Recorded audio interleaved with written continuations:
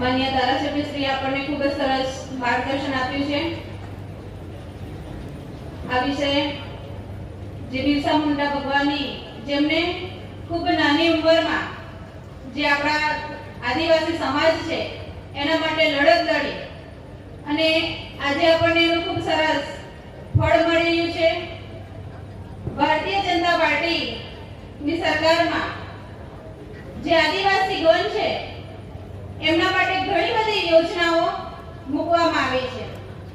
આજે આપણે જોઈએ તો આદિવાસીના બાળકો જે આજે ડોક્ટર, કલેક્ટર, આજે આપણે જોઈએ તો આપણી દીકરીઓ જે છે એ વિમાન ચલાવતા સુધી આપણી દીકરીઓ થઈ છે। મેટ્રો ટ્રેન છે એના ડ્રાઈવર પણ આપણા આદિવાસી દીકરો છે। તો આજે ભારતીય જનતા પાર્ટીની સરકારની અંદર જે શિક્ષણ પ્રત્યે ખૂબ આગળ વધ્યું છે। આજે આપણા દીકરા દીકરી માટે સમરસ છાત્રાલયો છે, આશ્રમ શાળાઓ છે। એ આશ્રમ શાળાઓની અંદર પણ રહેવા જમવા માટેની ખૂબ સારી સુવિધાઓ આપવામાં આવે છે। મફતમાં પાઠ્ય પુસ્તકો આપવામાં આવે છે, ખૂબ સારું શિક્ષણ આપવામાં આવે છે, જેથી કરીને આપણા બાળકો મફત શિક્ષણ લઈ રહ્યા છે અને આજે આપણે દરેક સ્ટેજ ઉપર સારી સારી પોસ્ટ ઉપર આજે આપણા દીકરા દીકરીઓ આપણને જોવા મળી રહ્યા છે। સરકારી છાત્રાલયો હોય, સમરસ છાત્રાલયો હોય, આશ્રમ શાળાઓ, આદર્શ નિવાસી આશ્રમ શાળાઓ કે જેની અંદર આપણે જોઈએ તો રહેવા જમવા સાથે દરેક વસ્તુ ગણવેશ છે, પાઠ્ય પુસ્તક છે, એ દરેક વસ્તુ આપે છે અને આજે આપણા બાળકો ખૂબ સારું શિક્ષણ લઈ વિદેશ સુધી પણ અભ્યાસ માટે જાય છે અને વિદેશમાં અભ્યાસ કરવા માટે પણ સરકારશ્રી દ્વારા એમને સરકારશ્રી દ્વારા એમને આ લાભ આપવામાં આવે છે।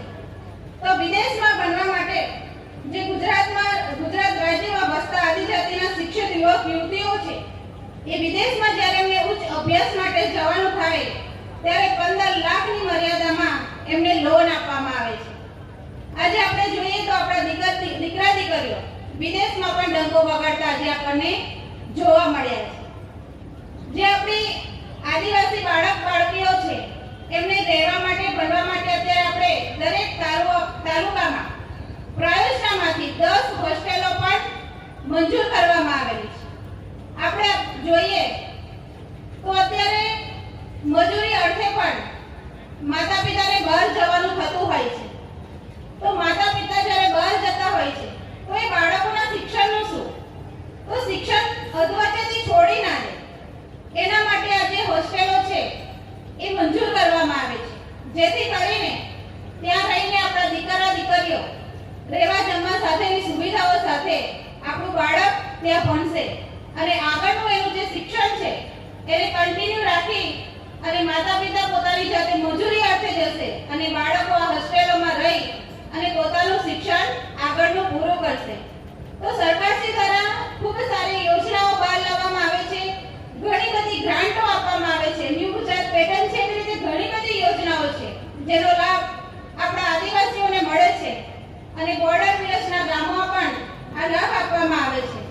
તો સરકારશ્રીનો ખૂબ ખૂબ આભાર વ્યક્ત કરું છું કે આપણને આટલી બધી યોજનાઓ આપે છે, આટલી બધી ગ્રાન્ટો આપે છે, જેથી આપણા દીકરા દીકરીઓ અને આદિવાસીને પણ ખૂબ સારી એવી ગ્રાન્ટ મળવાથી પોતાનું જીવન ધોરણ ખૂબ ઊંચું લાવી રહ્યા છે। અસ્તુ ભારત માતા કી જય। ખૂબ ખૂબ આભાર।